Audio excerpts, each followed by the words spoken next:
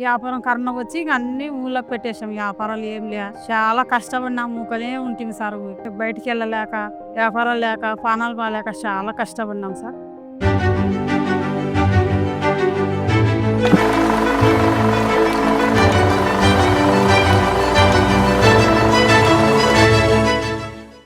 నా పేరు అక్తర్‌బి. నాకి నలుగురు పిల్లలు. ఇద్దరు బిడ్డలకు పెళ్లి చేసినాము. కొడుకులకు గాని పెళ్లి చేసినాము.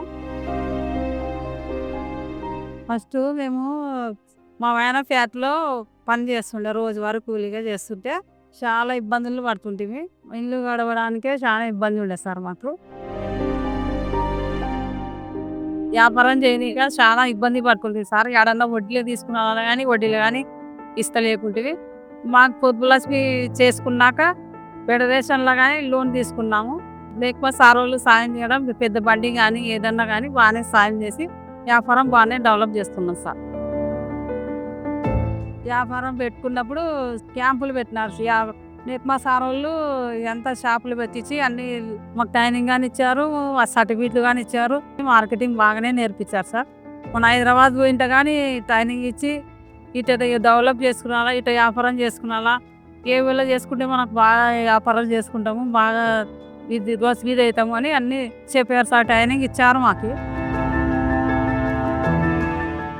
నంద్యాల ఆర్డర్ వచ్చింది. మెప్మా సారోళ్ళు మాకు ట్రైనింగ్ ఇచ్చాక నంద్యాల నుంచి వచ్చింది, డోర్ నుంచి వచ్చింది, ఆత్మకూరు నుంచి వచ్చింది. ఆర్డర్ పెద్ద పెద్ద ఆర్డర్లు వచ్చినాయి సార్. మాకు తీసుకునే ఉద్దంగానే మాకు బాగా అభివృద్ధి అయింది సార్. మాకు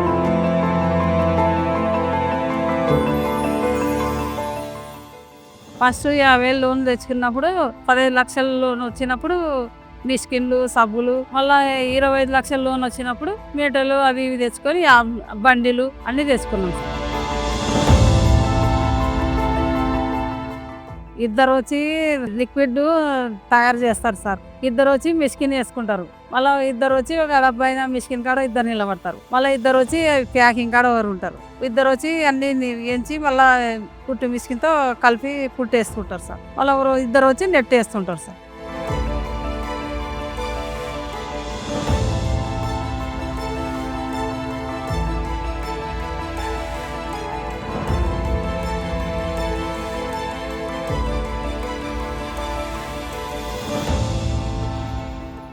నెలకు వచ్చేసి 300 బ్యాగులు అట్లా తీసుకొని పోతారు సార్. మాకు బాగా హ్యాపీగా ఉన్నాము.